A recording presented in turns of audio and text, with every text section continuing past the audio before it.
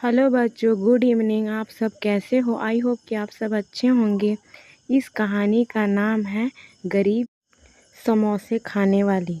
एक पुरानी सी गलियों में बसा था एक छोटा सा मोहल्ला, जहाँ हर दिन की शुरुआत सूरज की पहली किरण से नहीं, बल्कि चूल्हे के धुएं और पानी भरती बाल्टियों की आवाज़ से होती थी।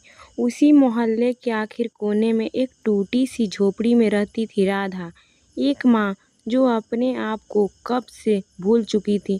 अब बस उसकी दुनिया थी उसकी 8 साल की बेटी गुड़िया। गुड़िया बेहद समझदार थी, जितनी छोटी उम्र उतना ही बड़ा दिल। उसके स्कूल की यूनिफॉर्म अब फीकी पड़ चुकी थी, जूते की पड़ी उखड़ गई थी, लेकिन वह हर दिन उसे चमका कर पहनती थी, जैसे दुनिया की सबसे कीमती चीज़ हो। राधा हर सुबह जल्दी उठती, बासी रोटियों में नमक मिर्चा लगाकर कुछ बनाती और गुड़िया को बड़े प्यार में स्कूल भेजती। लेकिन उस दिन कुछ अलग था। उस दिन राधा ने अचानक गुड़िया से पूछा, गुड़िया, तुझे समोसे पसंद है? गुड़िया की आंखों में चमक उठी, लेकिन उसे मुस्कुराते हुए कहा, हाँ माँ, इतने पैसे कहाँ हैं हमारे पास? राधा ने कुछ नहीं कहा, बस उसकी सिर पर हाथ फेरा और चूल्हे की तरफ मुड़ गई। सारा दिन राधा ने कुछ नहीं खाया। 2 पुरानी सिलाई वाली चूड़ियों के एक कबाड़ी को बेचकर उसने 10 रुपये जुटाए। फिर मोहल्ले के पीछे वाले गोदाम से थोड़ी सी सस्ती मैदा और एक दिन पुराना पनीर उधार में ले लिया। रात को जब गुड़िया पढ़ाई कर रही थी, तो राधा धीरे धीरे आटे में पानी मिला रही थी। राधा की आंखें में एक सुकून था।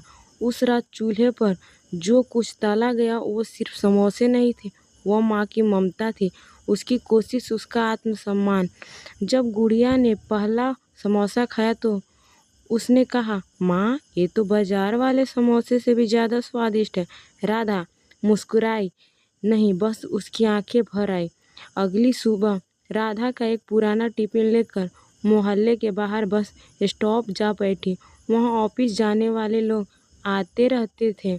वैसे हिचकिचाते हुए एक साहब से कहा, भैया, गरम पनीर समोसे हैं, घर में बनाए हैं। पहले तो किसी ने ध्यान नहीं दिया, लेकिन फिर एक लड़की ने एक समोसा ले लिया। 2 दिन बाद 3 समोसे, फिर 5।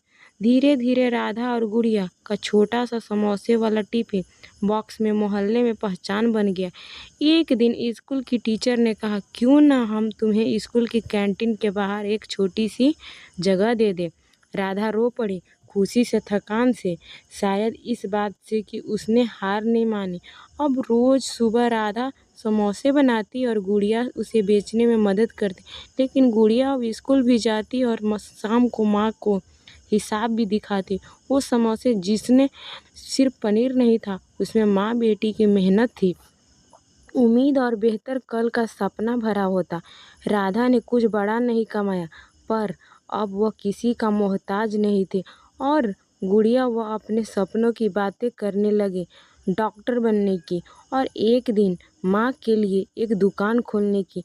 कभी कभी कुछ कहानियाँ सिर्फ कहानियाँ नहीं होती, वह एक चूल्हे से उठते हुए धुएं में छिपी माँ की ममता होती है।